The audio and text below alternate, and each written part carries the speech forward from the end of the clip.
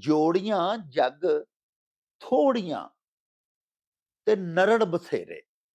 ਕਿਤੇ ਹੰਸ ਚੁਗਣ ਚੋਗ ਰੋੜਿਆਂ ਦੀ, ਤੇ ਕਿਤੇ ਕਾਂ ਦੀ ਚੁੰਝ ਚ ਅੰਗੂਰ ਦਿੱਤਾ, ਤੇ ਕਿਤੇ ਸੋਹਣਿਆਂ ਦੇ ਵਸ ਪਏ ਕੋੜੇ, ਤੇ ਕਿਤੇ ਹੂਰਾਂ ਨੂੰ ਬਖਸ਼ ਲੰਗੂਰ ਦਿੱਤਾ। ਕਾਲੀ ਦਾਲ ਵੀ ਆਖੇ ਮੈਨੂੰ ਘਿਓ ਲਾ ਕੇ ਖਾਓ। ਓ ਚੱਲ ਮੇਲੇ ਨੂੰ ਚਲੀਏ, ਔੜਕ ਜਾਣਾ ਹੈ ਮਰ ਵੇ, ਚੱਲ ਮੇਲੇ ਨੂੰ ਚਲੀਏ। ਕੋਈ ਇਹੋ ਜਿਹਾ ਮੇਲਾ ਜਿੱਥੇ ਬਾਬਾ ਬੁੱਲੇ ਸ਼ਾਹ ਦੀ ਖੁਸ਼ਬੂ ਹੋਵੇ, ਸ਼ਾਹ ਹੁਸੈਨ ਦੀ ਖੁਸ਼ਬੂ ਹੋਵੇ, ਹਜ਼ਰਤ ਸੁਲਤਾਨ ਰਫੀਨ ਦੀ ਖੁਸ਼ਬੂ ਹੋਵੇ, ਜਿੱਥੇ ਬਾਬਾ ਫਰੀਦ ਦੀ ਖੁਸ਼ਬੂ ਹੋਵੇ, ਜਿੱਥੇ ख्वाजा गुलाम फरीद ਦੀ ਖੁਸ਼ਬੂ ਹੋਵੇ। ਕੋਈ ਅੰਦਰ ਦੀ ਗੱਲ ਹੋਏ, ਕੋਈ ਅੰਦਰ ਦਾ ਮੇਲਾ ਹੋਏ। ਇੱਕ ਅੰਦਰ ਦਾ ਮੇਲਾ ਲੱਗ ਗਿਆ ਜੀ, ਅਲਹਮਦੁਲਿਲਾ। ਜਨਾਬੇ ਜਾਵੇਦ ਅਕਰਮ ਸਾਹਿਬ ਦਾ ਜਿਹੜਾ ਮੇਲਾ ਨਿਊਜ਼ ਚੈਨਲ ਹੈ, ਇਹ ਉਹੀ ਮੇਲਾ ਜਿਹੜਾ ਇਹ ਸਾਰੇ ਮੇਲਿਆਂ ਦਾ ਪਤਾ ਦਿੰਦਾ ਹੈ। ਤੇ ਕਿਆ ਤੁਸੀਂ ਇਸ ਮੇਲੇ ਤੋਂ ਵਾਕਿਫ ਹੋ? ਜੇ ਨਹੀਂ ਹੈਗੇ ਤੇ ਅੱਜ ਹੀ ਮੇਲਾ ਨਿਊਜ਼ ਚੈਨਲ ਨੂੰ ਸਬਸਕ੍ਰਾਈਬ ਕਰੋ ਤੇ ਫਿਰ ਕਹੋ ਚੱਲ ਮੇਲੇ ਨੂੰ ਚਲੀਏ। ਰੌਣਕ ਹੋ ਜਾਊ ਛੱਟ ਵੇ, ਚੱਲ ਮੇਲੇ ਨੂੰ ਚਲੀਏ। ਓ ਰੌਣਕ ਹੋ ਜਾਊ ਛੱਟ ਵੇ, ਚੱਲ ਮੇਲੇ ਨੂੰ ਚਲੀਏ। ਮੱਲਾ ਕੱਢ ਕੁੜਤੇ ਦੇ ਵੱਟ ਵੇ, ਚੱਲ ਮੇਲੇ ਨੂੰ ਚਲੀਏ। ਹਾਏ ਚੱਲ ਮੇਲੇ ਨੂੰ ਚਲੀਏ, ਓ ਚੱਲ ਮੇਲੇ ਨੂੰ ਚਲੀਏ। ਬਿਸਮਿल्लाहिर्रहमानिर्रहीम।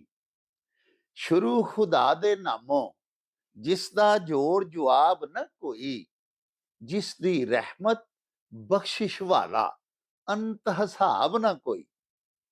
ਦੁਨੀਆ ਭਰ ਵਿੱਚ ਵਸਣ ਵਾਲੇ ਪੰਜਾਬੀਓ ਤੇ ਸਾਡੇ ਪਿਆਰੇ ਵੇਖਣ ਵਾਲਿਓ, ਅਸਲਾਮੁ ਅਲੈਕੁਮ, ਸਤਿ ਸ੍ਰੀ ਅਕਾਲ, ਨਮਸਕਾਰ ਤੇ ਢੇਰ ਢੇਰ ਸਲਾਮਾਂ। ਪੰਜਾਬੀ ਮਾਂ ਬੋਲੀ ਦੇ ਜ਼ੁਬਾਨੋਂ ਅਦਬ ਤੇ ਸਕਾਫਤ ਦੇ ਫਰੋਗ ਤੇ ਵਧਾਵੇ ਤੇ ਚੜ੍ਹਤਲ ਤੇ ਸਿੱਖਿਆ ਲਈ ਸ਼ੁਰੂ ਕੀਤੇ ਜਾਣ ਵਾਲੇ ਤੁਹਾਡੇ ਆਪਣੇ YouTube ਚੈਨਲ ਮੇਲਾ ਟੀਵੀ ਦੇ ਉੱਤੇ ਤੁਹਾਨੂੰ ਦਿਲ ਦੀਆਂ ਡੁੰਘਾਈਆਂ ਤੋਂ ਸਤ ਬਿਸਮਿਲ੍ਲਾ ਤੇ ਜੀ ਆਇਆਂ ਨੂੰ ਆਖਦੇ ਆ। ਪਿਆਰਿਓ, ਸਾਡੀ ਇਹ ਬੇਨਤੀ ਹੈ ਵੀ ਆਪਣੇ ਮੇਲਾ ਟੀਵੀ ਨੂੰ ਸਬਸਕ੍ਰਾਈਬ ਕਰ ਲਵੋ, ਨਾਲ ਬਣਿਆ ਹੋਇਆ ਟੱਲੀ ਦਾ ਨਿਸ਼ਾਨ ਜ਼ਰੂਰ ਦਬਾਇਆ ਜੀ ਪਿਆਰਿਓ, ਤਾਂ ਕਿ ਸਾਡੇ तमाम ਤਰ ਨੋਟੀਫਿਕੇਸ਼ਨਸ ਵੇਲੇ ਸਿਰ ਤੁਹਾਡੇ ਤਾਈਂ ਅੱਪੜ ਸਕਣ। ਸਾਹਿਬੋ, ਸਾਡੇ ਵਲੌਗਸ ਨੂੰ ਲਾਈਕ ਤੇ ਆਪਸ ਦੇ ਵਿੱਚ ਤੇ ਪੰਜਾਬੀ ਪਿਆਰਿਆਂ ਦੇ ਨਾਲ ਸ਼ੇਅਰ ਜ਼ਰੂਰ ਕਰਿਆ ਕਰੋ, ਤੇ ਨਾਲੇ ਸਾਨੂੰ ਆਪਣੇ ਕਮੈਂਟਸ ਜ਼ਰੂਰ ਭਿਜਵਾਇਆ ਕਰੋ, ਜਿਹੜੇ ਕਿ ਸਾਡੇ ਲਈ ਬੜੀ ਹਲਾਸ਼ੇਰੀ ਦਾ ਮੂਜਬ ਹੁੰਦੇ ਨੇ।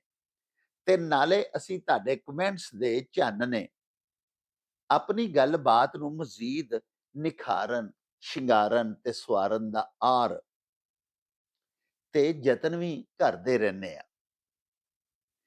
ਪਿਆਰਿਓ, ਜਿਹੜੇ ਤੇ ਸਾਡੇ ਪਿਆਰੇ ਪਾਕਿਸਤਾਨ ਦੇ ਵਿੱਚ ਵਸਣ ਵਾਲੇ ਸਾਡੇ ਬੜੇ ਹੀ ਪਿਆਰੇ ਵੇਖਣ ਵਾਲੇ ਨੇ, ਔਰ ਬਿਲਖਸੂਸ ਸਾਡੇ ਪੰਜਾਬ ਦੇਸ਼ ਦੇ ਨਾਲ ਤਾਲੁਕ ਰੱਖਣ ਵਾਲੇ ਜਿਹੜੇ ਵਿਊਅਰਸ ਨੇ, ਉਹ ਤੇ ਬਖੂਬੀ ਜਾਣਦੇ ਨੇ ਵੀ ਅੱਜ ਕੱਲ ਕਿਸ ਕਦਰ ਸ਼ਦੀਦ ਗਰਮੀ ਹੈ। ਦਰਜਾ ਹਰਾਰਤ 47, 48, 49 ਡਿਗਰੀ ਤੱਕ ਵੀ ਪਹੁੰਚ ਜਾਂਦਾ ਹੈ। ਪਿਆਰਿਓ, ਘਰੋਂ ਬਾਹਰ ਨਿਕਲਣਾ ਮੁਹਾਲ ਹੋਇਆ ਹੈ। ਗੱਡੀਆਂ ਦੇ ਵਿੱਚ ਵੀ ਜਿਹੜੇ ਸਫ਼ਰ ਕਰਦੇ ਨੇ ਲੋਕ, ਉਹ ਵੀ ਕੋਈ ਸੁਖਾਲਾ ਘਰੋਂ ਬਾਹਰ ਨਹੀਂ ਪੈਣ ਨਿਕਲਦੇ। ਗੱਡੀਆਂ ਵੱਖ ਗਰਮ ਹੋ ਰਹੀਆਂ ਨੇ, ਲੋਹੇ ਤਪ ਜਾਂਦੇ ਨੇ। ਇਸ ਵਾਸਤੇ ਪਿਆਰਿਓ, ਮੈਂ ਤੁਹਾਡੇ ਸਵਾਲ, ਤੁਹਾਡੇ ਅਖਾਣ ਲੈ ਕੇ ਬਾਬਾ ਜੀ ਦੇ ਪਿੰਡ ਵੀ ਅੱਜ ਕੱਲ ਨਹੀਂ ਜਾ ਰਿਹਾ। ਬਾਬਾ ਜੀ ਇਹਸਾਨ ਬਾਜਵਾ, ਮੈਂ ਤੁਹਾਡੀ ਖਿਦਮਤ ਵਿੱਚ ਕਈ ਵਾਰ ਅਰਜ਼ ਕਰ ਚੁੱਕਿਆ ਵੀ ਗੁਜਰਾਂਵਾਲਾ ਤੋਂ 80-85 ਕਿਲੋਮੀਟਰ ਜਾਈਦਾ ਤੇ ਫਿਰ ਵਾਪਸ ਆਈਦਾ, ਇੰਨਾ ਸਫ਼ਰ ਬਣ ਜਾਂਦਾ ਉਹਨਾਂ ਦੇ ਪਿੰਡ ਦਾ। ਦੂਸਰਾ ਪਿਆਰਿਓ, ਉਹਨਾਂ ਦਾ ਪਿੰਡ ਜਿੱਥੇ ਵਾਕਿਆ ਏ, ਉਹ ਰੋਡ ਯਾਨੀ ਮੁਰੀਦਕੇ ਤੋਂ ਨਾਰੋਵਾਲ ਵਾਲੀ ਜਿਹੜੀ ਸੜਕ ਏ, ਉਹ ਅੱਜ ਕੱਲ੍ਹ ਜ਼ੇਰੇ ਤਾਮੀਰ ਏ। ਸਾਰੀ ਸੜਕ ਜਿਹੜੀ ਏ, ਉਹ ਗੌਰਮੈਂਟ ਦੇ ਠੇਕੇਦਾਰਾਂ ਨੇ, ਜਿਹੜੇ ਉਹ ਸੜਕ ਨੂੰ ਤਾਮੀਰ ਕਰ ਰਹੇ ਨੇ, ਅੱਜ ਸਰੇ ਨੌ ਉਹਨਾਂ ਹੁਦੇੜੀ ਹੋਈ ਏ ਤੇ ਵੱਡਾ ਬੱਜਰ ਉੱਤੇ ਪਾਇਆ ਹੋਇਆ ਹੈ। ਤੇ ਮੈਂ ਪਿਆਰਿਓ ਮਾੜਾ ਬੰਦਾ ਵਾਂ, ਤੇ ਨਵਾਂ ਹੀ ਮੈਂ ਆਪਣੀ ਗੱਡੀ ਨੂੰ ਟਾਇਰ ਪਵਾਏ ਨੇ, ਤੇ ਮੈਂ ਇਸ ਵਾਸਤੇ ਵੀ ਡਰਨਾ ਵੀ ਉਸ ਪਾਸੇ ਜਾਣ ਲੱਗਿਆ ਮੇਰੀ ਗੱਡੀ ਦੇ ਨਵੇਂ ਟਾਇਰ ਤਬਾਹ ਹੋ ਜਾਣੇ ਨੇ। ਜਿੰਨੀ ਦੇਰ ਉਹਨੂੰ ਸੜਕ ਮੁਕੰਮਲ ਨਹੀਂ ਹੁੰਦੀ ਤਾਮੀਰ, ਓਨੀ ਦੇਰ ਮੇਰਾ ਦਿਲ ਨਹੀਂ ਕਰਦਾ ਉਧਰ ਨੂੰ ਜਾਣ ਲਈ। ਕੁਝ ਗਰਮੀ ਵੀ ਘਰੋਂ ਬਾਹਰ ਨਿਕਲਣ ਦੇ ਰਾਹ ਦੇ ਵਿੱਚ ਰੁਕਾਵਟ ਬਣ ਜਾਂਦੀ ਹੈ। ਪਿਆਰਿਓ, ਤੁਹਾਡੇ ਅਖਾਣ ਸਾਨੂੰ ਡੇਲੀ ਬੇਸਿਸ ਦੇ ਉੱਤੇ ਮੌਸੂਲ ਹੁੰਦੇ ਰਹਿੰਦੇ ਨੇ। ਤੁਸੀਂ ਬੜੇ ਬੜੇ ਪਿਆਰੇ ਸਵਾਲਾਤ ਵੀ ਭੇਜਦੇ ਹੋ। ਮੈਂ ਕੋਸ਼ਿਸ਼ ਕਰਾਂਗਾ ਕਿ ਤੁਹਾਡੇ ਕੁਝ ਅਖਾਣਾਂ ਦਾ, ਕੁਝ ਇੱਕ ਦੋ ਸਵਾਲਾਂ ਦਾ ਅੱਜ ਜਵਾਬ ਤੁਹਾਡੀ ਖਿਦਮਤ ਦੇ ਵਿੱਚ ਪੇਸ਼ ਕਰ ਸਕਾਂ। ਸਾਡੇ ਇੱਕ ਬੜੇ ਹੀ ਪਿਆਰੇ ਵੇਖਣ ਵਾਲੇ ਨੇ, ਸਾਡੇ ਬੜੇ ਨਿੱਘੇ ਤੇ ਉੱਘੇ ਮਿੱਤਰ ਤੇ ਸਾਡੇ ਬਜ਼ੁਰਗ ਰਹੀਮ ਯਾਰ ਖਾਨ ਰਹਿੰਦੇ ਨੇ ਪਿਆਰਿਓ, ਤੇ ਉਹਨਾਂ ਦਾ ਨਾਂ ਹਾਜੀ ਮੁਹੰਮਦ ਇਕਬਾਲ ਗੁੱਜਰ ਹੈ। ਉਹਨਾਂ ਸਾਨੂੰ ਸਾਹਿਬੋ ਇੱਕ ਅਖਾਣ ਭਿਜਵਾਇਆ ਹੈ, ਭਈ ਜੋੜੀਆਂ ਜੱਗ ਥੋੜੀਆਂ ਤੇ ਨਰੜ ਬਥੇਰੇ। ਤੇ ਉਹਨਾਂ ਸਾਨੂੰ ਇਹ ਹੁਕਮ ਦਿੱਤਾ ਹੈ, ਸਾਥੋਂ ਮੰਗ ਕੀਤੀ ਹੈ ਭਈ ਇਸ ਅਖਾਣ ਦਾ ਤਰਜਮਾ ਕਰੋ। ਅਸੀਂ ਤੁਹਾਨੂੰ ਕਈ ਵਾਰ ਦੱਸ ਚੁੱਕੇ ਹਾਂ, ਤੁਹਾਡੇ ਹਜ਼ੂਰ ਇਹ ਅਰਜ਼ ਕਰ ਚੁੱਕੇ ਹਾਂ ਕਿ ਅਖਾਣ ਆਲਮਗੀਰ ਹਕੀਕਤਾਂ ਨੇ, ਇਹ ਆਫਾਕੀ ਸੱਚਾਈਆਂ ਨੇ। ਇਹ ਜਿਹੜਾ ਅਖਾਣ ਭੇਜਿਆ ਸਾਡੇ ਬਜ਼ੁਰਗਾਂ, ਸਾਡੇ ਮਿੱਤਰਾਂ ਹਾਜੀ ਮੁਹੰਮਦ ਇਕਬਾਲ ਗੁੱਜਰ ਸਾਹਿਬ ਨੇ ਰਹੀਮ ਯਾਰ ਖਾਨ ਤੋਂ, ਇਹ ਇਸ ਤਰ੍ਹਾਂ ਹੈ ਭਈ ਜੋੜੀਆਂ ਜੱਗ ਥੋੜੀਆਂ ਤੇ ਨਰੜ ਬਥੇਰੇ।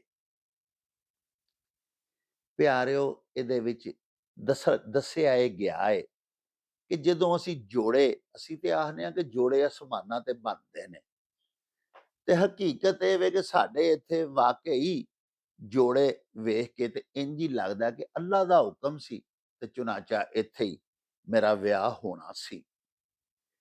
ਜੋੜੀਆਂ ਤੋਂ ਮਤਲਬ ਇਹ ਵੇ ਕਿ ਮੀਆਂ ਤੇ ਬੀਵੀ ਜੋੜੀ ਹੋ ਜਾਂਦੀ।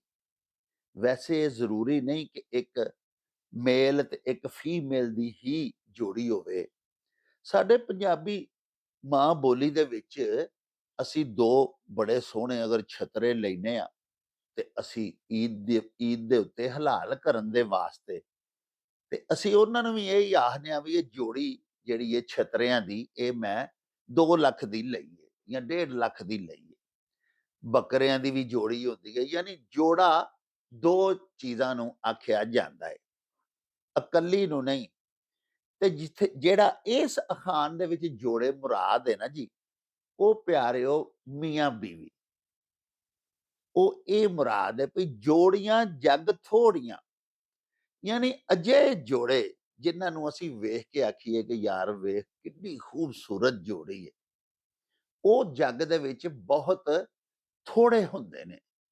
ਅਜਿਹੇ ਮੀਆਂ ਬੀਵੀ, ਅਜਿਹੇ ਰਿਸ਼ਤੇ ਜਿਨ੍ਹਾਂ ਨੂੰ ਵੇਖ ਕੇ, ਯਾਨੀ ਮੀਆਂ ਨੂੰ ਵੀ ਤੇ ਬੀਵੀ ਨੂੰ ਵੀ, ਮੇਲ ਨੂੰ ਵੀ, ਫੀਮੇਲ ਨੂੰ ਵੀ, ਸਾਹਿਬ ਨੂੰ ਵੀ ਤੇ ਖਾਤੂਨ ਨੂੰ ਵੀ ਵੇਖ ਕੇ ਕੋਈ ਬੰਦਾ ਖੁਸ਼ ਹੋ ਜਾਵੇ ਤੇ ਰਸ਼ਕ ਕਰੇ ਕਿ ਯਾਰ ਕਿੰਨੀ ਖੂਬਸੂਰਤ ਜੋੜੀ ਹੈ। ਜਿੱਡਾ ਖੂਬਸੂਰਤ ਲੜਕਾ ਹੈ, ਓਡੀਓ ਹੀ ਪਿਆਰੀ ਲੜਕੀ ਵੀ ਹੈ। ਜਿੱਡਾ ਕੱਦ ਮੁੰਡੇ ਦਾ ਹੈ, ਓਨੀ ਮਾਸ਼ਾਅੱਲਾ ਧੀ ਦਾ ਵੀ ਓਡਾ ਹੀ ਕੱਦ ਹੈ। ਬੱਚੀ ਵੀ ਕਿੰਨੀ ਖੂਬਸੂਰਤ ਹੈ। ਜਿਸ ਤਰ੍ਹਾਂ ਮੁੰਡੇ ਦਾ ਬੜਾ ਹੀ ਸੋਹਣਾ ਨਿਖਰਿਆ ਹੋਇਆ ਰੰਗ ਹੈ, ਉਸੇ ਤਰ੍ਹਾਂ ਹੀ ਬੱਚੀ, ਉਹਦੀ ਬੀਵੀ ਜਿਹੜੀ ਹੈ, ਉਹਦਾ ਵੀ ਦੇਖੋ ਰੰਗ ਇਸ ਤਰ੍ਹਾਂ ਮਾਸ਼ਾਅੱਲਾ ਜਿਵੇਂ ਚੰਨ ਵਾਂਗੂ ਪਈ ਚਮਕਦੀ ਹੈ। ਅਰਜ਼ ਮੈਂ ਇਹ ਕਰ ਰਿਹਾ ਵਾਂ ਕਿ ਅਖਾਣ ਬਣਾਉਣ ਵਾਲਾ ਸਾਡਾ ਸੂਝਵਾਨ ਇਹ ਆਖਣਾ ਚਾਹੁੰਦਾ ਹੈ ਕਿ ਦੁਨੀਆ ਦੇ ਉੱਤੇ ਮਿਸਾਲੀ ਤੇ ਸੁਭਾਵੇਂ ਤੇ ਸੁਝਾਵੇਂ ਜੋੜੇ ਖਾਲ ਖਾਲ ਹੀ ਹੁੰਦੇ ਨੇ, ਕਿਧਰੇ ਕਿਧਰੇ ਹੀ ਐਸਾ ਹੁੰਦਾ ਹੈ ਕਿ ਮੀਆਂ ਵੀ ਹੱਦ ਤੋਂ ਸੋਹਣਾ, ਜਵਾਨ, ਗੱਭਰੂ ਤੇ ਸੂਰਮਾ ਹੋਵੇ ਤੇ ਉਹਦੀ ਬੀਵੀ ਵੀ ਵੇਖ ਕੇ ਤੇ ਸਾਨੂੰ ਦੇਸ਼ ਪੰਜਾਬ ਦੀਆਂ ਰਵਾਇਤੀ ਮੁਟਿਆਰਾਂ ਤੇ ਪੀਰ ਵਾਰਿਸ ਸ਼ਾਹ ਦੀ ਹੀਰ ਯਾਦ ਆ ਜਾਵੇ। ਪਿਆਰਿਓ, ਨਹੀਂ ਤੇ ਬਹੁਤੇ ਜਿਹੜੇ ਹੁੰਦੇ ਨੇ ਨਾ ਜੀ ਰਿਸ਼ਤੇ, ਉਹ ਅਜੋੜ ਹੀ ਹੁੰਦੇ ਨੇ। ਉਹ ਜੋੜੇ ਧੱਕੇ ਨਾਲ ਰਲਾਏ ਜਾਂਦੇ ਨੇ। ਨਰੜ ਬਥੇਰੇ ਦਾ ਮਤਲਬ ਇਹ ਵੇ, ਲਫ਼ਜ਼ ਨਰੜ ਵੀ ਹੈ ਤੇ ਨਰੜ ਵੀ ਹੈ, ਡਾਲ ਨਾਲ ਵੀ ਇਹ ਬੋਲਿਆ ਜਾਂਦਾ ਹੈ। ਪਿਆਰਿਓ, ਇੱਕੋ ਰੱਸੀ ਦੇ ਨਾਲ ਜਦੋਂ 2-3 ਡੰਗਰਾਂ ਨੂੰ ਅਸੀਂ ਬੰਨ ਲੈਨੇ ਆ ਨਾ ਜੀ, ਸਾਡੇ ਜ਼ਿਮੀਂਦਾਰ ਜਦੋਂ ਮੰਡੀ 'ਚ ਡੰਗਰ ਖੜਦੇ ਨੇ ਨਾ ਜੀ ਵੇਚਣ ਦੇ ਵਾਸਤੇ, ਤੇ ਉਹ 2-3 ਕੱਟੇ ਨੇ ਜਾਂ ਵੱਛੇ ਨੇ ਤੇ ਉਹਨਾਂ ਨੂੰ ਇੱਕੋ ਹੀ ਲੰਮੀ ਜੀ ਰੱਸੀ ਦੇ ਨਾਲ ਨਾ ਦੋਵਾਂ ਤਰੂਆਂ ਦੇ ਗਲ 'ਚ ਉਹ ਇੱਕੋ ਹੀ ਰੱਸੀ ਪਾ ਕੇ ਤੇ ਉਹਨਾਂ ਨੂੰ ਇਕੱਠਿਆਂ ਬੰਨ ਲੈਂਦੇ ਨੇ, ਜੂੜ ਲੈਂਦੇ ਨੇ। ਉਹਨੂੰ ਆਖੀਦਾ ਨਰੜ। ਨਰੜ ਗੰਢੀ ਜਿਹੜਾ ਲਫ਼ਜ਼ ਹੈ, ਇਹ ਵੀ ਸਾਡਾ ਪੰਜਾਬੀ ਜ਼ੁਬਾਨ ਦਾ, ਸਾਡੀ ਮਾਂ ਬੋਲੀ ਦਾ ਲਫ਼ਜ਼ ਹੈ। ਇਹਦਾ ਮਤਲਬ ਹੁੰਦਾ ਹੈ ਅਜੋੜ ਵਿਆਹ, ਬੇਜੋੜ ਸ਼ਾਦੀ, ਜ਼ਬਰਦਸਤੀ ਦਾ, ਧੱਕੋ ਜ਼ੋਰੀ ਦਾ ਵਿਆਹ ਕਰਨਾ। ਕਿਸੇ ਦਾ ਜਦੋਂ ਧੱਕੋ ਜ਼ੋਰੀ ਨਾਲ ਵਿਆਹ ਕੀਤਾ ਜਾਵੇ, ਨਾ ਮੁੰਡਾ ਏਡਾ ਰਾਜ਼ੀ ਹੋਵੇ ਨਾ ਕੁੜੀ ਮੰਨਦੀ ਹੋਵੇ, ਲੇਕਿਨ ਕੋਈ ਰਿਸ਼ਤੇਦਾਰੀ ਏਡੀ ਗੂੜੀ ਤੇ ਸੰਘਣੀ ਹੋਵੇ ਜਾਂ ਹੋਰ ਕੋਈ ਮਫਾਦਾਤ ਸਾਹਮਣੇ ਹੋਣ, ਮੱਦੇ ਨਜ਼ਰ ਹੋਣ, ਤੇ ਉਦੋਂ ਪਿਆਰਿਓ ਜਿਸ ਵੇਲੇ ਬੇਜੋੜ ਰਿਸ਼ਤੇ ਤੈਅ ਕਰ ਦਿੱਤੇ ਜਾਂਦੇ ਨੇ ਨਾ, ਧੱਕੋ ਧੱਕੀ ਤੇ ਜ਼ਬਰਦਸਤੀ, ਤੇ ਉਦੋਂ ਆਖਿਆ ਜਾਂਦਾ ਹੈ ਨਰੜ ਗੰਢੀ ਕੀਤੀ ਗਈ ਹੈ। ਯਾਨੀ ਧੱਕੇ ਨਾਲ ਇਹਨਾਂ ਨੂੰ ਰੱਸੀ ਪਾ ਕੇ ਤੇ ਦੋਵਾਂ ਨੂੰ ਜੋੜਿਆ ਗਿਆ। ਜਿਵੇਂ ਮੈਂ ਤੁਹਾਡੀ ਖਿਦਮਤ ਵਿੱਚ ਅਰਜ਼ ਕੀਤੀ ਕਿ ਜਦੋਂ ਡੰਗਰ ਖੜਦੇ ਨੇ ਮੰਡੀ ਵੇਚਣ ਲਈ, ਉਹਨਾਂ ਨੂੰ ਵੀ ਇੱਕੋ ਰੱਸੀ ਜਾਂ ਇੱਕੋ ਸੰਗਲ ਨਾਲ 2-2 3-3 ਡੰਗਰ ਬੰਨ ਦਈਦੇ ਨੇ। ਇੱਕ ਤੇ ਉਹਦਾ ਇਹ ਫਾਇਦਾ ਹੁੰਦਾ ਹੈ ਕਿ ਉਹ ਨੱਸ ਨਹੀਂ ਫਿਰ ਸਕਦੇ। ਇੱਕ ਅਗਰ ਨੱਸਣ ਦੀ ਵੀ ਕੋਸ਼ਿਸ਼ ਕਰੇ ਤੇ ਨਾਲ 2 ਹੋਰ ਬੱਝੇ ਹੁੰਦੇ ਨੇ, ਉਹ ਨੱਸ ਨਹੀਂ ਸਕਦਾ, ਕਿਉਂਕਿ ਉਹਦੇ ਗਲੇ 'ਚ ਜਿਹੜਾ ਸੰਗਲ ਪਿਆ ਹੁੰਦਾ ਉਹ ਨਾਲ ਦੇ ਡੰਗਰਾਂ ਦੇ ਵੀ ਤੇ ਗਲੇ ਦੇ ਵਿੱਚ ਪਿਆ ਹੁੰਦਾ ਤੇ ਉਹ ਰੁਕਾਵਟ ਪੈ ਜਾਂਦੀ ਹੈ। ਅਜਿਹੇ ਤਰੀਕੇ ਦੇ ਨਾਲ ਡੰਗਰਾਂ ਨੂੰ ਬੰਨਣਾ, ਜੋੜਨਾ, ਉਹਨੂੰ ਆਖੀਦਾ ਨਰੜ। ਤੇ ਇੱਥੇ ਵੀ ਅਖਾਣ ਵਿੱਚ ਇਹ ਹੀ ਆਖਿਆ ਗਿਆ ਹੈ ਕਿ ਨਰੜ ਬਥੇਰੇ ਨੇ ਲੇਕਿਨ ਜੋੜੀਆਂ ਜੱਗ ਥੋੜੀਆਂ। ਖੂਬਸੂਰਤ ਮਿਸਾਲੀ ਜੋੜੇ ਮੀਆਂ ਬੀਵੀ ਕਿਧਰੇ ਕਿਧਰੇ ਹੀ ਹੈ ਵੇਖਣ ਨੂੰ ਤੁਹਾਨੂੰ ਦਿਸਣ, ਨਹੀਂ ਤੇ ਬਹੁਤੀ ਥਾਵਾਂ ਤੇ ਇੰਝ ਹੀ ਪਿਆਰਿਓ, ਕਿਤੇ ਹੰਸ ਚੁਗਣ ਚੋਗ ਰੋੜਿਆਂ ਦੀ ਤੇ ਕਿਤੇ ਕਾਂ ਦੀ ਚੁੰਝ 'ਚ ਅੰਗੂਰ ਦਿੱਤਾ, ਤੇ ਕਿਤੇ ਸੋਹਣਿਆਂ ਦੇ ਵਸ ਪਏ ਕੋੜੇ, ਤੇ ਕਿਤੇ ਹੂਰਾਂ ਨੂੰ ਬਖਸ਼ ਲੰਗੂਰ ਦਿੱਤਾ। ਇਸ ਸ਼ੇਰ ਦੇ ਵਿੱਚ ਵੀ ਇਹੋ ਹੀ ਰੋਣਾ ਰੋਇਆ ਗਿਆ ਹੈ ਕਿ ਹੁਕਮੇ ਰੱਬੀ ਵਾਰਦ ਜਿੱਥੇ ਹੋ ਜਾਂਦਾ ਹੈ, ਜਿਵੇਂ ਤੁਹਾਨੂੰ ਦੱਸਿਆ ਵੀ ਸਾਡੇ ਇੱਥੇ ਆਖਿਆ ਜਾਂਦਾ ਹੈ ਕਿ ਜੋੜੇ ਅਸਮਾਨਾਂ ਤੇ ਬਣਦੇ ਨੇ, ਯਾਨੀ ਫੈਸਲਾ ਅੱਲਾਹ ਪਾਕ ਦਾ ਹੁੰਦਾ ਹੈ। ਹਾਲਾਂਕਿ ਪਿਆਰਿਓ, ਸਾਡੇ ਸਮਾਜ ਦੇ ਵਿੱਚ ਤੁਸੀਂ ਵੇਖੋ ਕਿ ਕਈ ਬੜੇ ਬੜੇ ਵੱਡੇ ਜ਼ਿਮੀਂਦਾਰ ਆਪਣੀਆਂ ਬੜੀਆਂ ਹੀ ਪਿਆਰੀਆਂ ਕੁੜੀਆਂ, ਬੜੀਆਂ ਪੜ੍ਹੀਆਂ ਲਿਖੀਆਂ, ਬੜੀਆਂ ਖੂਬਸੂਰਤ, ਸਿਰਫ ਇਸ ਵਾਸਤੇ ਘਰੋਂ ਬਾਹਰ ਕਿਸੇ ਪੜ੍ਹੇ ਲਿਖੇ, ਕਿਸੇ ਖੂਬਸੂਰਤ ਸੋਹਣੇ ਆਲਾ ਤਾਲੀਮ ਯਾਫਤਾ ਨੌਜਵਾਨ ਦੇ ਨਾਲ ਨਹੀਂ ਵਿਆਹਦੇ ਕਿ ਜ਼ਮੀਨ ਘਰੋਂ ਬਾਹਰ ਟੁਰ ਜਾਏਗੀ। ਆਪਣੇ ਹੀ ਕਰੀਬੀ ਰਿਸ਼ਤੇਦਾਰਾਂ ਦੇ ਸਕੇ ਚਾਚੇ ਤਾਇਆਂ ਦੇ ਪੁੱਤਰ ਜਿਹੜੇ ਬਿਲਕੁਲ ਭਾਵੇਂ ਅਨਪੜ੍ਹ ਹੋਣ, ਗੰਵਾਰ ਹੋਣ, ਜਾਹਿਲ ਹੋਣ, ਬਦਸ਼ਕਲ ਹੋਣ, ਤੇ ਉਹਨਾਂ ਨਾਲ ਧੱਕੇ ਨਾਲ ਆਪਣੀ ਧੀ ਦਾ ਰਿਸ਼ਤਾ ਕਰ ਲੈਂਦੇ ਨੇ ਕਿ ਜ਼ਮੀਨ ਨਾ ਘਰੋਂ ਬਾਹਰ ਜਾਏ, ਸਾਡੇ ਖਾਨਦਾਨ ਦੇ ਵਿੱਚ ਹੀ ਰਵੇ। ਇਸੇ ਤਰ੍ਹਾਂ ਪਿਆਰਿਓ, ਕੁਝ ਅਜਿਹੇ ਸਾਡੇ ਹੁੰਦੇ ਨੇ ਖਾਨਦਾਨ, ਕੁਝ ਅਜਿਹੀਆਂ ਫੈਮਲੀਜ਼ ਨੇ, ਉਹ ਆਪਣੇ ਖਾਨਦਾਨ ਤੋਂ, ਆਪਣੀ ਬਰਾਦਰੀ ਤੋਂ ਬਾਹਰ ਰਿਸ਼ਤਾ ਨਹੀਂ ਕਰਦੇ। ਉਹ ਆਖਦੇ ਨੇ ਨਹੀਂ ਜੀ, ਅਸੀਂ ਗੈਰ ਬਰਾਦਰੀ 'ਚ ਰਿਸ਼ਤਾ ਨਹੀਂ ਕਰਦੇ, ਭਾਵੇਂ ਕਿੱਡਾ ਖੂਬਸੂਰਤ ਉਹਨਾਂ ਨੂੰ ਰਿਸ਼ਤਾ ਮਿਲ ਰਿਹਾ ਹੋਵੇ। ਕਿਸੇ ਗੈਰ ਬਰਾਦਰੀ ਦੀ ਕੁੜੀ ਕਿੰਨੀ ਖੂਬਸੂਰਤ, ਕਿੰਨੀ ਪੜ੍ਹੀ ਲਿਖੀ ਹੋਵੇ, ਲੇਕਿਨ ਉਹ ਆਖਦੇ ਨੇ ਜੀ ਕਿ ਅਸੀਂ ਨਹੀਂ ਕਰਨਾ, ਅਸੀਂ ਆਪਣੀ ਬਰਾਦਰੀਓਂ ਬਾਹਰ ਰਿਸ਼ਤਾ ਨਹੀਂ ਕਰਦੇ। ਆਪਣਾ ਮੁੰਡਾ ਭਾਵੇਂ ਉਹ ਜਿਵੇਂ ਮੈਂ ਤੁਹਾਡੇ ਅੱਗੇ ਅੱਗੇ ਦੱਸਿਆ ਨਾ ਵੀ ਕਿਤੇ ਸੋਹਣਿਆਂ ਦੇ ਵੱਸ ਪਏ ਕੋੜੇ ਤੇ ਕਿਤੇ ਹੂਰਾਂ ਨੂੰ ਬਖਸ਼ ਲੰਗੂਰ ਦਿੱਤਾ। ਅਜਿਹੇ ਫੈਸਲੇ ਕਰਦੇ ਨੇ ਵੱਡੇ ਫਿਰ ਇਹੋ ਜਿਹੀਆਂ ਮੌਕਿਆਂ ਦੇ ਉੱਤੇ ਬਈ ਹੂਰਾਂ ਦੇ ਗਲ 'ਚ ਲੰਗੂਰ ਪਾ ਛੱਡਦੇ ਨੇ। ਅਸਤਗਫੁਰੁੱਲਾਹ, ਕਿਸੇ ਵੀ ਅੱਲਾਹ ਪਾਕ ਦੇ ਬੰਦੇ ਨੂੰ ਮੈਂ ਪਿਆਰਿਓ ਕਮਤਰ ਜਾਂ ਘਟੀਆ ਨਹੀਂ ਜਾਣਦਾ। ਅਸਤਗਫੁਰੁੱਲਾਹ, ਮੈਂ ਹਰ ਇਨਸਾਨ ਦੀ ਇੱਜ਼ਤ ਔਰ ਅਦਬ ਕਰਨ ਦਾ ਕਾਇਲ ਹਾਂ।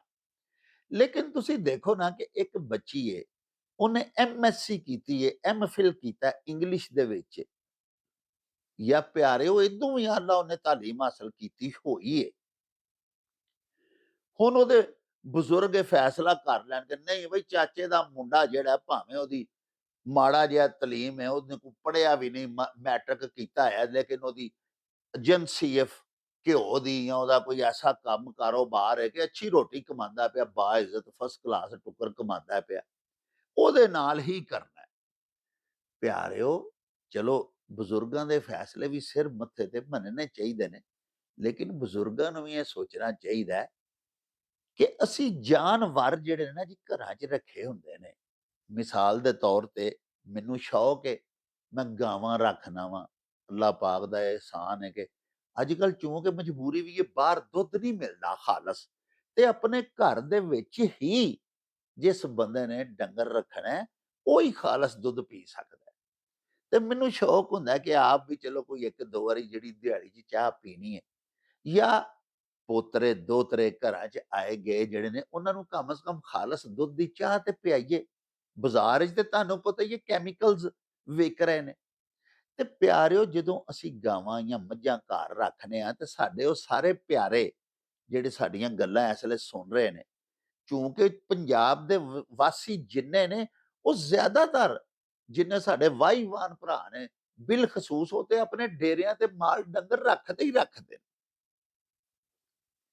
ਤੇ ਤੁਸੀਂ ਦੇਖੋ ਨਾ ਵੀ ਜਦੋਂ ਅਸੀਂ ਗਾਵਾਂ ਦੀ ਜਾਂ ਆਪਣੀਆਂ ਮੱਝਾਂ ਦੀ ਨਸਲਕਸ਼ੀ ਕਰਵਾਨੇ ਆ ਤੇ ਅਸੀਂ ਇਹ ਸੋਚਨੇ ਆ ਕਿ ਯਾਰ ਅਜਿਹਾ ਬੱਚਾ ਸਾਡੀ ਗਾਂ ਦੇਵੇ ਜਿਹੜਾ ਅੱਗੋਂ ਬੜਾ ਜ਼ਿਆਦਾ ਦੁੱਧ ਦੇਣ ਵਾਲਾ ਹੋਵੇ, ਬੜਾ ਖੂਬਸੂਰਤ ਬੱਚਾ ਇਹ ਪੈਦਾ ਕਰੇ, ਬੜਾ ਸੋਹਣਾ ਅੱਗੋਂ ਜਿਹੜਾ ਸਾਡੀ ਗਾਂ ਦੀ ਵੱਛੀ ਹੋਵੇ ਜਾਂ ਵੱਛਾ ਹੋਵੇ, ਮਿਸਾਲੀ ਹੋਵੇ। ਅਸੀਂ ਡੰਗਰਾਂ ਦੀ ਨਸਲਕਸ਼ੀ ਕਰਨ ਦੇ ਵਾਸਤੇ ਪਿਆਰਿਓ ਬੜੀ ਤਗੋ-ਦਾਓ ਕਰਨੇ ਆ, ਬੜੀ ਨੱਸ ਭੱਜ ਕਰਨੇ ਆ, ਔਰ ਥੋੜੀ ਕੀਤੇ ਆ। ਕਮ ਸੇ ਕਮ ਮੇਰੇ ਵਰਗਾ ਬੰਦਾ ਜਿਹੜਾ ਨਾ ਜੀ, ਉਹ ਤੇ ਕਿਸੇ ਕਮ ਨਸਲ ਵਾਲੇ ਕਿਸੇ ਜਾਨਵਰ ਦੇ ਉੱਤੇ ਮੁਤਮੈਨ ਹੀ ਨਹੀਂ ਹੁੰਦਾ। ਜਿਹੜੇ ਸ਼ੌਕੀਨ ਲੋਕ ਨੇ ਨਾ ਜੀ, ਤੁਸੀਂ ਦੇਖੋ ਨਾ ਲੋਕ ਕੁੱਤੇ ਕਿੱਡੇ ਕਿੱਡੇ ਕੀਮਤੀ ਰੱਖਦੇ ਨੇ, ਔਰ ਕਿੰਨੇ ਜਿਹੜੇ ਪੈਟ ਲਵਰਸ ਨੇ ਉਹਨਾਂ ਨੂੰ ਤੁਸੀਂ ਦੇਖੋ ਕਿ ਬਾਹਰਲੇ ਮੁਲਕਾਂ ਤੱਕ ਜਾ ਕੇ ਤੇ ਨਸਲਕਸ਼ੀ ਕਰਵਾਉਂਦੇ ਨੇ।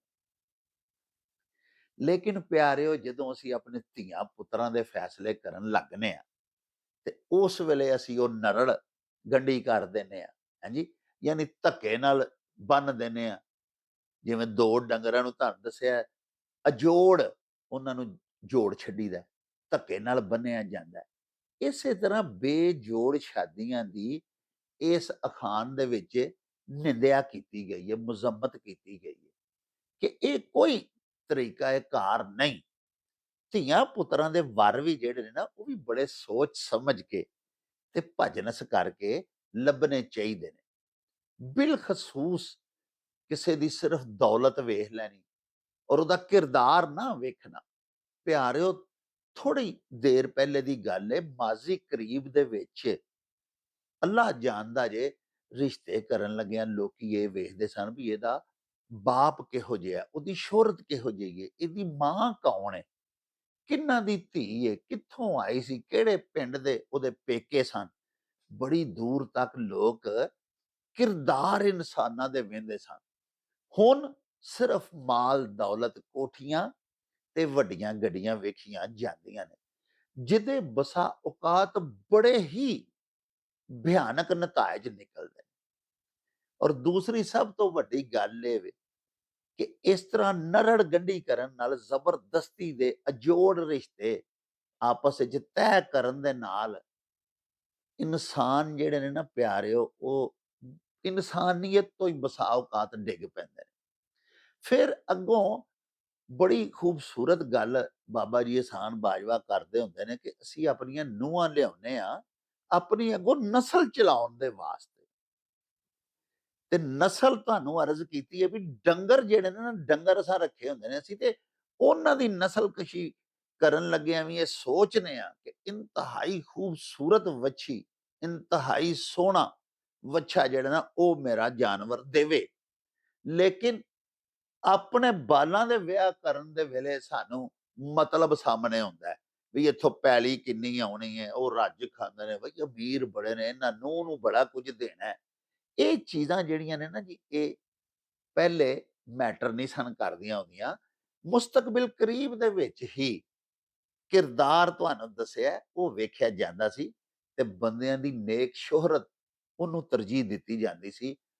ਪਿਓ ਦਾਦਾ ਕੌਣ ਸੀ ਔਰ ਕਿਸ ਤਰ੍ਹਾਂ ਦਾ ਉਹਦਾ ਵਸੇਬ ਦੇ ਵਿੱਚ ਕਿਰਦਾਰ ਸੀ, ਜਿੱਥੇ ਉਹ ਰਹਿੰਦਾ ਸੀ ਉੱਥੇ ਉਹ ਕਿੰਜ ਰਹਿੰਦਾ ਸੀ, ਇਹਨਾਂ ਗੱਲਾਂ ਨੂੰ ਵੇਖਿਆ ਜਾਂਦਾ ਸੀ।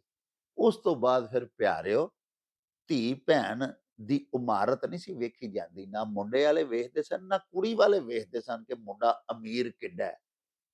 ਇਹ ਵੇਖਦੇ ਸਨ ਕਿ ਸਾਡੀ ਧੀ ਦੀ ਇੱਜ਼ਤ ਕਰੇਗਾ।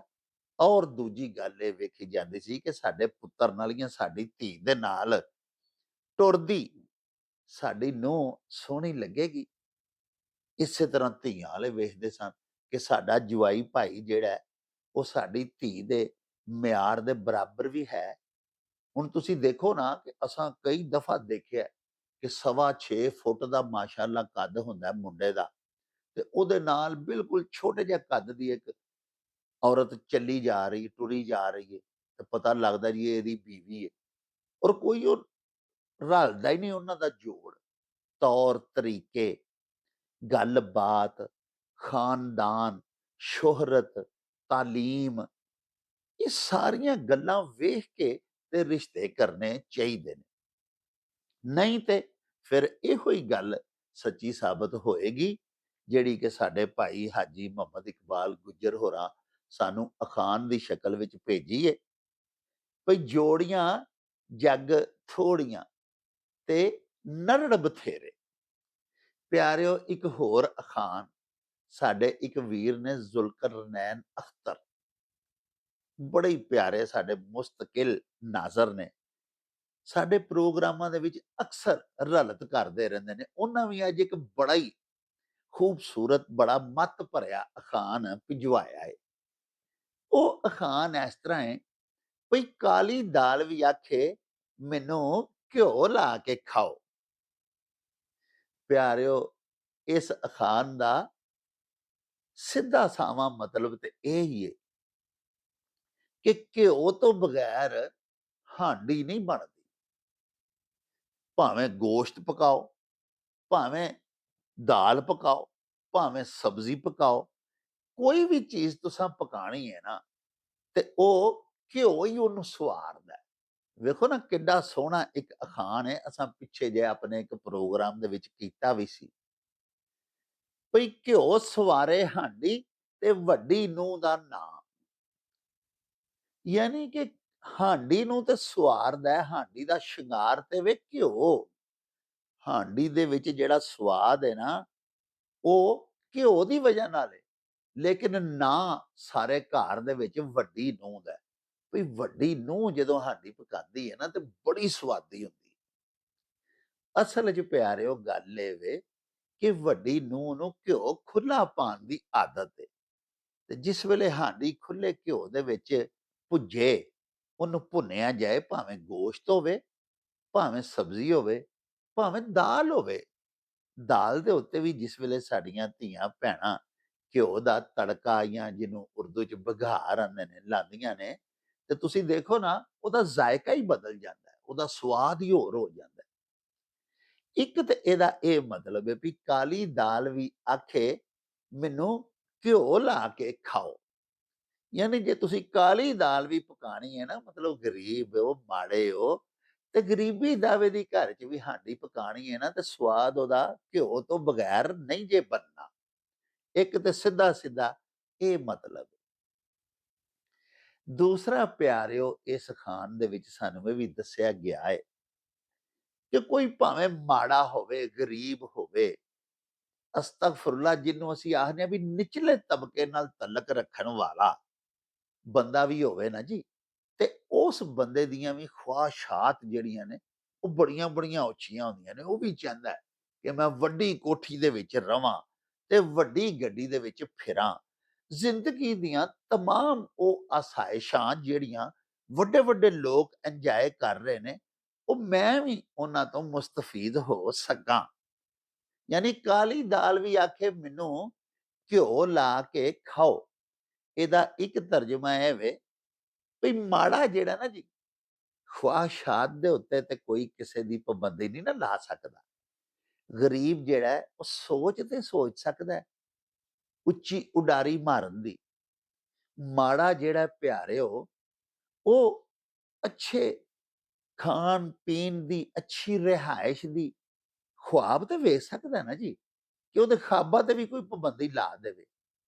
ਇਸ ਵਾਸਤੇ ਇਹਦਾ ਇਹ ਵੀ ਮਤਲਬ ਹੈ ਵੇ ਕਿ ਹਰ ਮਾੜਾ, ਦੁਬੜਾ, ਨਿਮਾਣਾ, ਗਰੀਬ, ਕਮਤਰ ਜਿਹੜਾ ਨਾ ਜੀ, ਉਹ ਵੀ ਖਵਾਹਿਸ਼ਾਤ ਬੜੀਆਂ ਉੱਚੀਆਂ ਰੱਖਦਾ ਹੈ ਤੇ ਰੱਬ ਅੱਗੇ ਦੁਆਵਾਂ ਮੰਗਦਾ ਹੀ ਰਹਿੰਦਾ ਹੈ ਕਿ ਯਾ ਅੱਲਾ ਮੈਨੂੰ ਵੀ ਇੰਨਾ ਹੀ ਦੇ ਹਾਂ ਜਿੰਨਾ ਮੇਰੇ ਹੀ ਮਹੱਲੇ ਦੇ ਸਭ ਤੋਂ ਵੱਡੇ ਚੌਧਰੀ ਨੂੰ ਤੂੰ ਦਿੱਤਾ ਹੈ।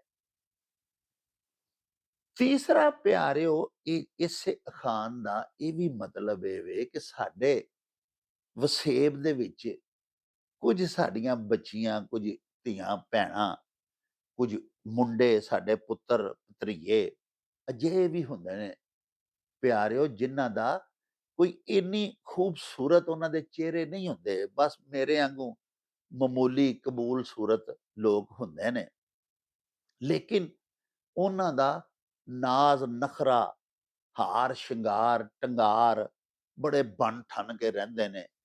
ਹਰ ਵੇਲੇ ਖਵਾਤੀਨ ਸਾਡੀਆਂ ਕਈ ਨੇ ਵਿਚਾਰੀਆਂ, ਰੰਗ ਵੀ ਮੇਰੇ ਵਾਂਗੂ ਕਾਲਾ ਹੀ ਹੈ, ਉਂਝ ਵੀ ਮੂੰਹ ਵੀ ਮਾਮੂਲੀ ਜਿਹਾ ਹੀ ਹੁੰਦਾ ਹੈ। ਕੋਈ ਇੱਕ ਤੇ ਹੁੰਦੀ ਹੈ ਨਾ ਬੱਚੀ ਜਾਂ ਬੱਚਾ ਜਿਹੜਾ ਹੈ ਹੀ ਬੜਾ ਅਟਰੈਕਟਿਵ ਚਿਹਰੇ ਦਾ ਮਾਲਕ ਹੈ, ਬੜਾ ਹੀ ਖੂਬਸੂਰਤ ਹੈ, ਤੇ ਇੱਕ ਹੁੰਦੇ ਨੇ ਵਿਚਾਰੇ ਮਾਤੜ। ਲੇਕਿਨ ਇਸ ਦੇ ਬਾਵਜੂਦ ਉਹਨਾਂ ਜਦੋਂ ਘਰੋਂ ਬਾਹਰ ਨਿਕਲਣਾ ਪੂਰੇ 16 ਸਿੰਗਾਰ ਕਰਕੇ, ਬੜੇ ਪੂਰੇ ਮਾਇਆ ਵਾਲੇ ਆਕੜੇ ਕੱਪੜੇ ਪਾ ਕੇ ਤੇ ਬਨ ਠੰਨ ਕੇ ਨਿਕਲਣਾ। ਤੇ ਜੇ ਫਿਰ ਬੰਦੇ ਜਦੋਂ ਕਿਸੇ ਫੰਕਸ਼ਨ ਵਿੱਚ ਜਾਣ ਤੇ ਉੱਥੇ ਜਿੱਥੇ ਕਿ ਬੜੀਆਂ ਖੂਬਸੂਰਤ ਬਾਕੀ ਸਾਰੀਆਂ ਸ਼ਖਸੀਆਤ ਬੈਠੀਆਂ ਹੋਣ ਤੇ ਵਿੱਚ ਇੱਕ ਮਾੜਾ ਮਰੇੜਾ ਵੀ ਚੰਗਾ ਬਨ ਠਣ ਕੇ, ਹਾਰ ਸ਼ਿੰਗਾਰ ਕਰਕੇ, ਕੰਘੀ ਪੱਟੀ ਚੋਟੀ ਕਰਕੇ ਗਿਆ ਹੋਵੇ, ਤੇ ਉੱਥੇ ਵੀ ਆਖਿਆ ਜਾਂਦਾ ਹੈ ਕਿ ਵੇਖੋ ਜੀ, ਕਾਲੀ ਦਾਲ ਵੀ ਆਖੇ ਮੈਨੂੰ ਘਿਓ ਲਾ ਕੇ ਖਾਓ। ਯਾਨੀ ਇਹ ਵੀ ਹਾਰ ਸ਼ਿੰਗਾਰ ਕਰਕੇ ਤੇ ਸਾਡੇ ਨਾਲ ਰਲਣ ਦੀ ਕੋਸ਼ਿਸ਼ ਪਿਆ ਕਰਦਾ ਹੈ, ਜਿਵੇਂ ਕਾਲੀ ਦਾਲ 'ਚ ਘਿਓ ਪਾ ਦਈਏ ਤੇ ਉਹ ਗੋਸ਼ਤ ਬਣਨ ਦੇ ख्वाब ਵੇਖਣ ਲੱਗ ਪਵੇ। ਸੋ ਪਿਆਰਿਓ, ਇਹ ਜਿਹੜਾ ਦੂਜਾ ਅਖਾਣ ਭਾਜੀ ਸਾਡਿਆਂ ਜ਼ੁਲਕਰਨੈਨ ਅਖਤਰ ਹੋਰਾਂ ਫੈਸਲਾਬਾਦ ਤੋਂ ਭਿਜਵਾਇਆ ਨਾ ਜੀ, ਇਹਦਾ ਇਹੋ ਹੀ ਮਤਲਬ ਹੈ ਕਿ ਬੰਦਾ ਮਾੜਾ ਤੇ ਮਰੇੜਾ ਹੋਵੇ, ਲੇਕਿਨ ख्वाबां ਉੱਚੀਆਂ ਵੇਖੇ, ਸੁਫਨੇ ਉਹਦੇ ਬੜੇ ਆਲੀਸ਼ਾਨ ਹੋਣ, ਔਰ ਹਰ ਵੇਲੇ ਉਹ ਸੁਰਾਬਾਂ ਮਗਰ ਹੀ ਭੱਜਦਾ ਫਿਰੇ। ਤੇ ਅਜਿਹੇ ਬੰਦੇ ਨੂੰ ਜਿਹੜਾ ਆਪਣੀ ਔਕਾਤ ਤੋਂ ਵੱਧ ਕੇ ਬਣਾਓ ਸੰਘਾਰ ਕਰੇ, ਬਣ ਠਣ ਕੇ ਰਵੇ, ਉਹਦੇ ਬਾਰੇ ਵੀ ਆਖਿਆ ਜਾਂਦਾ ਹੈ ਭਈ ਕਾਲੀ ਦਾਲ ਵੀ ਆਖੇ ਮੈਨੂੰ ਘਿਓ ਲਾ ਕੇ ਖਾਓ। ਪਿਆਰਿਓ, ਤੁਹਾਡੇ ਕੁਝ ਅਖਾਣ ਤੇ ਕੁਝ ਸਵਾਲ ਰਹਿ ਗਏ ਨੇ, ਇਨਸ਼ਾਅੱਲਾ ਆਪਣੇ ਅਗਲੇ ਪ੍ਰੋਗਰਾਮ ਦੇ ਵਿੱਚ ਉਹਦਾ ਤੁਹਾਨੂੰ ਉੱਤਰ ਤੇ ਵਿਆਖਿਆ ਤੁਹਾਡੀ ਸੇਵਾ 'ਚ ਪੇਸ਼ ਕਰਾਂਗੇ। ਹੁਣ ਸਾਨੂੰ ਦਿਓ ਇਜਾਜ਼ਤ, ਲੈ ਓ ਯਾਰ ਹਵਾਲੇ ਰੱਬ ਦੇ ਤੇ ਮੇਲੇ 4 ਦਿਨਾਂ ਦੇ। ਉਸ ਦਿਨ ਈਦ ਮੁਬਾਰਕ ਹੋਸੀ, ਜਿਸ ਦਿਨ ਫੇਰ ਮਿਲਾਂਗੇ, ਰੱਬ ਰਾਖਾ ਤੇ ਅੱਲਾ ਬੇਲੀ। ਓ ਚੱਲ ਮੇਲੇ ਨੂੰ ਚਲੀਏ।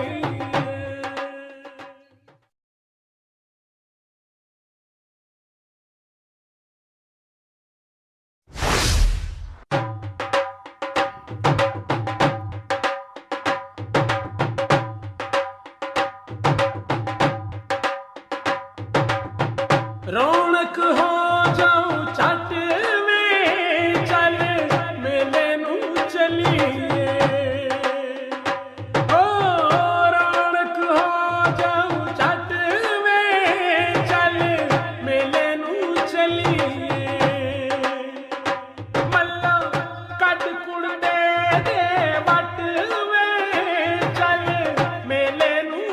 ਚੱਲੀਏ ਹਾਏ